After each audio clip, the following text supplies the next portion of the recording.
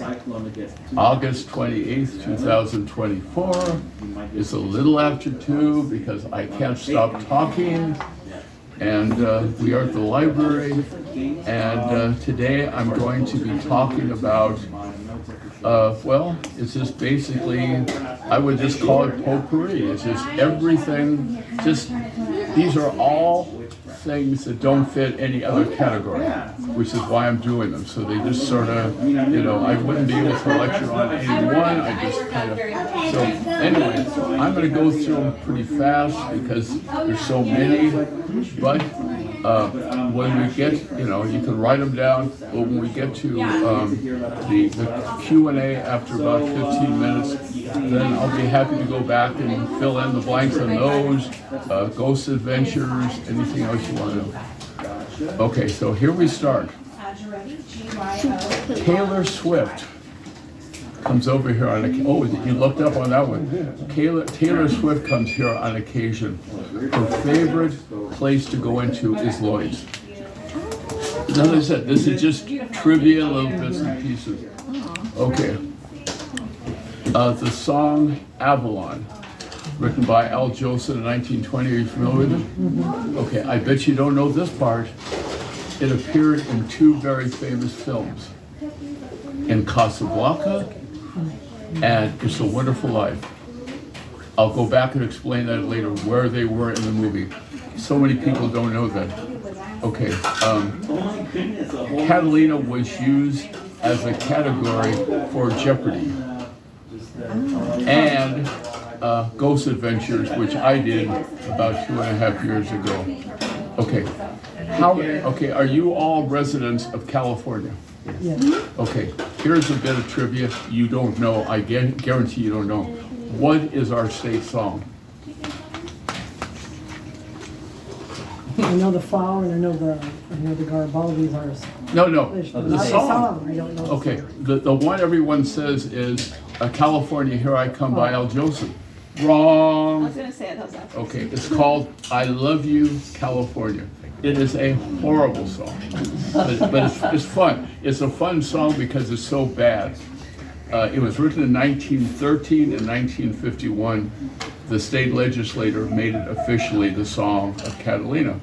Now, in there, they cover a whole bunch of stuff, but look on your computer. There's only one location in that song that they talk about. Can you guess what it is? Oh my God! A lot of people say San Francisco, whatever. It turns out to be Catalina. And it says, "You are very dear to me." Now, that's 1913. I mean, why would they choose Catalina? I don't care. I'm very happy. Okay, now, the SS Ancon, A-N-C-O-N, was the first commercial ship to go through the Panama Canal on January 7th, 1914. Okay, so let's see if you're following the theme. What song did they play on the original first crossing of the commercial steamship, the Ancon? Anybody? I love you, California. Yeah, you're catching on. Yeah. So that means Catalina was referred to on the very first passage in the Panama Canal. Aren't they getting pretty good? Okay, we have the film festival, which is September 25th to the 29th, and we have Jazz Tracks, which is October 10th to the 12th, October 17th through 19th. These 2 events are turning out to be the best film festival pretty much now in the United States, even in the world. Definitely Jazz Tracks is considered to be the premier jazz festival anywhere, and they're both here on Catalina. Okay, now, after World War II, the government decided to shoot off a hydrogen bomb on July 1st, 1946. Scientists were afraid that it was going to make such a major hole in the ozone that it was going to destroy the planet. So United Airlines decided to make that the day of their initial flight from here to Catalina, and then that became our airline from 1946 to 1953. They chose that exact day of the hydrogen bomb going up. As I said, just trivia. The following presidents have already been here to Catalina. Ronald Reagan, Coolidge, Hoover, Nixon, and Truman. They've all been here to Catalina, and I hope we get a lot more. I don't want to tell you the one I don't want to see, but that's it. Not Roosevelt? Huh? Not Roosevelt with the Rough Riders? I thought he was here. No. Okay, it's funny. The Glenmore Hotel claims that Roosevelt, not FDR, but Theodore Roosevelt, had been here before. So I don't take anyone's word for anything. So I contacted the historian for Theodore Roosevelt, and he said he only made as far as Riverside. So I wish I could add him to the list, but I'm not just going to add people just to. Okay, now, how long have you been coming to Catalina? Since the early 1960s. So you remember the SS Catalina? I was on it several times. Okay. So the SS Catalina, which we called the Great White Steamship, okay, it went from 1924 to 1975. In that time, are you ready? It carried more passengers than any other ocean-going vessel in the history of mankind. In the history. 25 million people.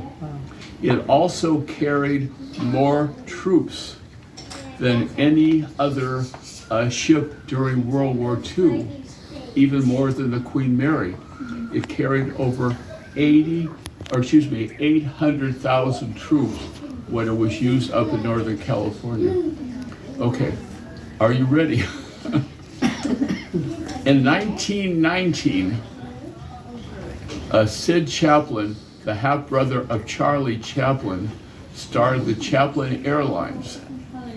It became the first commercial airline in the whole of California, the second oldest in the United States. Our seaplane service. We had the Goodyear Pony Blimp in 1920. It became the first blimp service in the whole United States in 1920. Okay, do you know the actor Tim Burton, or the producer, director Tim Burton? Yeah. He was at my film festival that I did in 1979, showing over 45 movies, all of them made about Catalina, islands. Half of them made on Catalina, half of them weren't, 45, you can't really divide that. He was just a young film student who came to my film festival, which was up in the ballroom and the theater, okay. He saw a movie called Jason and the Argonauts. That was claymatics. If you look at his bio that he has on the internet, he credits me and the film festival for giving him the idea of going for climatics. Oh my gosh. It was a great movie. Oh, I liked it. Jason. I liked it. Yeah, I liked Well, it. yeah, but I don't like Tim Burton especially, but I do like Jason and the Argonauts. Okay, we had the very first radar installation here during World War II. The British had discovered radar. The Japanese didn't even know that we had it, so we